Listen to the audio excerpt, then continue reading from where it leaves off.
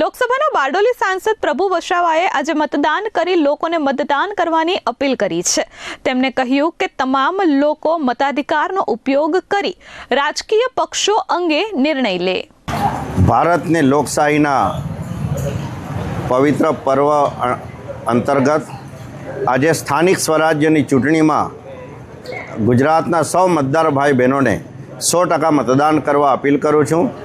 આજે તાલુકા પંચાયત, જિલ્લા પંચાયત, નગરપાલિકા અને મહાનગરપાલિકાનું મતદાન થઈ રહ્યું છે, ત્યારે ભારતના નાગરિક તરીકેની એક કર્તવ્ય સમજીને આપણે 100% મતદાન કરીએ અને કરાવીએ અને આપણે ગરીબ અને સેવાળાના વિકાસને ધ્યાનમાં રાખીને અને સૌ નગરપાલિકા, તાલુકા પંચાયત, જિલ્લા પંચાયત અને મહાનગરપાલિકાના હજુ પણ રહેલા વિકાસના કાર્યો માટે આપણે લોકશાહીમાં આપણને જે પવિત્ર મતનો અધિકાર મળ્યો છે તેનો 100% ઉપયોગ કરી આપણે સ્થાનિક સ્વરાજ્યની ચૂંટણીમાં સૌને 100% મતદાન કરો એવી અપીલ કરું છું। સાંસદ પ્રભુ વસાવા, બારડોલી લોકસભા।